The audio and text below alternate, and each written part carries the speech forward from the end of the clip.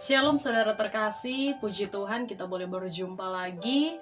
Di video kali ini sebelum kita mau belajar kebenaran firman Tuhan, kita akan terlebih dahulu menaikkan pujian dan kita akan berdoa buat firman Tuhan yang akan kita dengar. Tuhan, ku mau menyenangkan.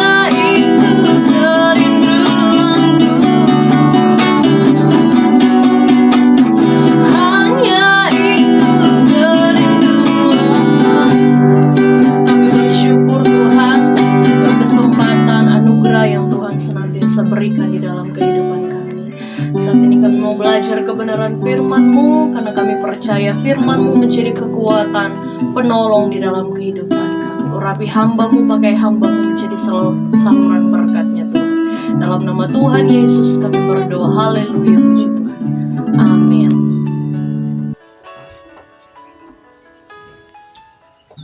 Pembacaan firman Tuhan kita hari ini terdapat dalam kitab Kolose pasal yang ketiga, ayatnya yang kedua. Bunyi firman Tuhan, pikirkanlah perkara yang di atas, bukan perkara yang di bumi. Judul kebenaran firman Tuhan kita kali ini saya berikan judul pikiran yang dikuasai oleh iblis. Seberapa banyak kita anak-anak Tuhan mempunyai pemikiran bahwa kita ini hidup di dunia hanya untuk menikmati karya Tuhan atau bumi ini, menikmati setiap ciptaan yang Tuhan lakukan di atas muka bumi ini. Kalau saudara berpikir seperti itu, saya tidak mengatakan pikiran saudara itu salah, tetapi buat anak-anak Tuhan, pikiran itu tidaklah tepat. Karena kita diciptakan di atas muka bumi ini benar untuk menikmati ciptaannya Tuhan, tetapi bumi ini sebagai media persiapan anak-anak Tuhan untuk bisa masuk ke kehidupan yang kekal atau dalam kerajaan sorga.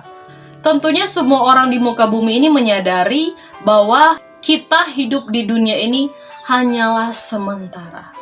Tetapi kebanyakan orang hanya berpikir sebatas sampai di situ saja. Mereka tahu atau kita tahu kita ini hanya sementara di atas muka bumi ini, tetapi banyak sekali orang yang tidak mempersiapkan kehidupan setelah kematian di atas muka bumi ini. Alkitab mengajarkan, pikirkanlah perkara yang di atas, bukan perkara yang di bumi. Inilah luar biasanya perkataan firman. Karena jelas yang terjadi dalam kehidupan seluruh dunia ataupun di lingkungan gereja, di lingkungan anak-anak Tuhan, banyak anak-anak Tuhan yang lebih memikirkan perkara-perkara yang ada di atas muka bumi ini. Manusia terlalu giat untuk memikirkan masa depan, terlalu bersemangat memikirkan pekerjaan yang berhasil, yang sukses, atau pendidikan yang luar biasa, memiliki gelar yang begitu banyak, tetapi lupa akan perkara yang di atas atau perkara yang di sorga. Kalau Tuhan izinkan kita boleh ada sampai saat ini, semua kita pasti berkata ini kemurahan Tuhan. Tetapi seberapa banyak orang yang benar-benar tidak serius memikirkan perkara yang di atas. Ada lagu pujian berkata hidup ini adalah kesempatan. Tetapi banyak orang Kristen tidak menggunakan kesempatan yang Tuhan berikan. Karena hari-hari ini iblis sedang bekerja menyerang pemikiran setiap anak-anak Tuhan. Orang-orang yang rajin, orang-orang yang setia melayani pekerjaan Tuhan, mungkin ketika iblis sodorkan dia dengan materi, dengan hal-hal yang ada di dunia ini, sangat kecil kemungkinan untuk tergoda dengan hal-hal seperti ini. Meski tidak menutup kemungkinan banyak anak-anak Tuhan juga bisa jatuh dalam hal-hal tersebut. Tetapi hari-hari ini iblis bekerja merusak setiap pemikiran anak-anak Tuhan. Berapa banyak kita mendapati orang-orang yang melayani di gereja, melayani dalam pelayanannya Tuhan, tetapi pikirannya dikuasai dengan berbagai hal-hal yang negatif. Dan faktanya banyak juga pelayan-pelayan Tuhan yang akhirnya mundur dari pelayanan karena pikiran-pikiran yang negatif atau pikiran yang dirusak dan dikuasai oleh iblis. Dan jangan salah, akibat dari pemikiran-pemikiran yang dikuasai oleh iblis mengakibatkan anak-anak Tuhan dengan mudahnya jatuh ke dalam perbuatan dosa atau perbuatan yang tidak berkenan di hadapan Tuhan.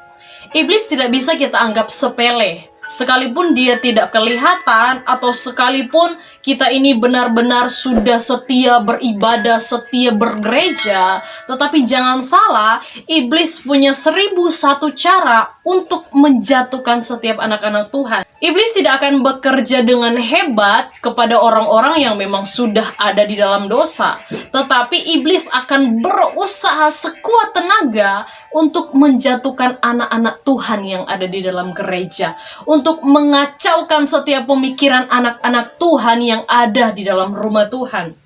Ketika kita membiarkan pemikiran kita dikuasai hal-hal negatif, pemikiran yang membenci orang, pemikiran yang iri, pemikiran yang tidak beres, pemikiran yang negatif, pemikiran yang membuat kita lemah, berarti kita mengizinkan iblis bekerja di dalam pemikiran kita.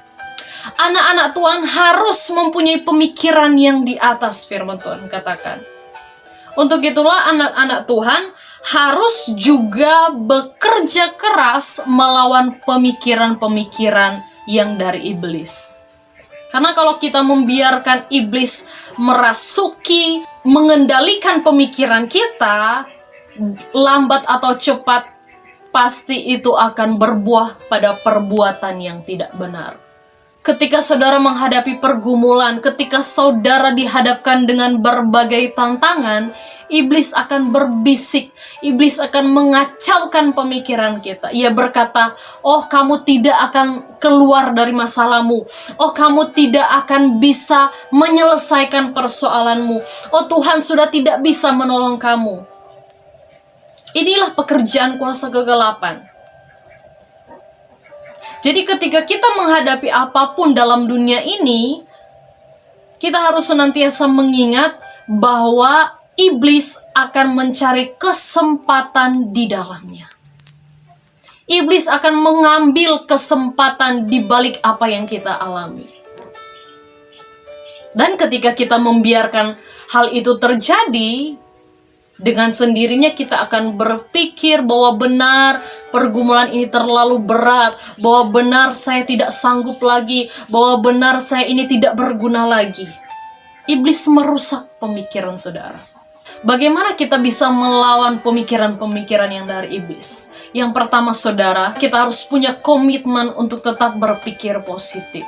Segala sesuatu yang kita hadapi, apapun itu, sekalipun terasa terlalu berat, tetapi ketika kita mempunyai pemikiran yang positif, kita pasti percaya bahwa Tuhan akan buka jalan.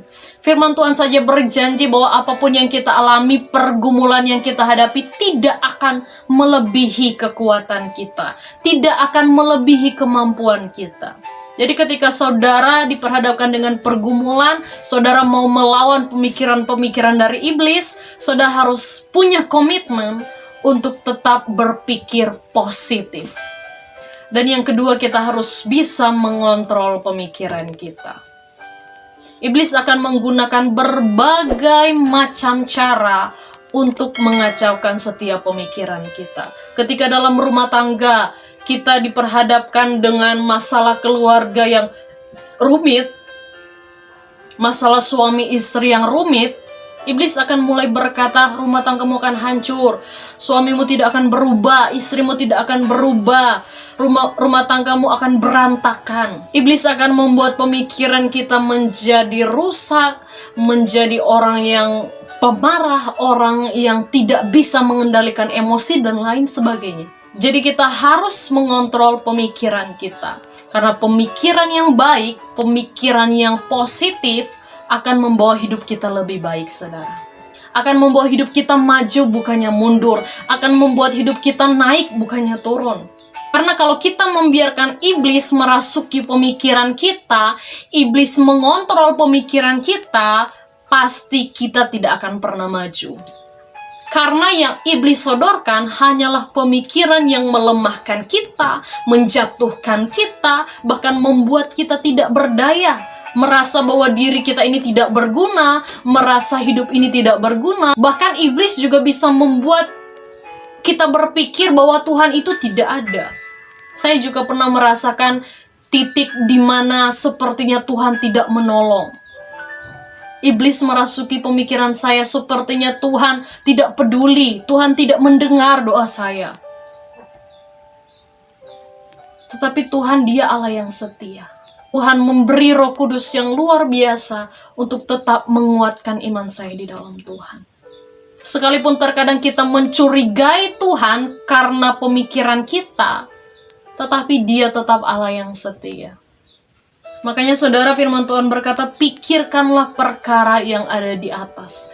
Kalau kita memikirkan perkara-perkara sorgawi, apapun yang kita hadapi, apapun yang kita alami, kita percaya bahwa Kristus bersama dengan kita. Kita percaya Tuhan yang kita sembah sanggup menolong kehidupan kita. Berpikir positif, pikirkan perkara-perkara sorgawi, maka percaya hidup kita akan semakin naik. Puji Tuhan, mari kita berdoa. Terima kasih Bapa dalam sorga, kami berdoa biar firman Tuhan yang datang, yang kami dengar saat ini, boleh menjadi kekuatan penolong dalam kehidupan kami. Kami tetap kuat, kami tetap memikirkan perkara-perkara sorgawi, kami tetap memikirkan pemikiran-pemikiran yang positif. Di dalam nama Yesus kami tolak setiap pikiran-pikiran buruk, pikiran-pikiran negatif yang dikirimkan oleh kuasa kegelapan. Kami percaya hidup kami ada dalam kuasa Tuhan. Kami percaya kami diberkati oleh Tuhan. Setiap mereka yang mendengar firman Tuhan ini, hamba-Mu berdoa, biarlah berkat Allah Tuhan curahkan bagi mereka. Semakin setia mengiring melayani Tuhan, kami boleh bertumbuh bersama-sama dengan Tuhan. Kami bersyukur dan berdoa di dalam nama Yesus. Haleluya. Amin. Puji Tuhan. Sampai jumpa di video-video yang lainnya. Tuhan Yesus memberkati kita semua.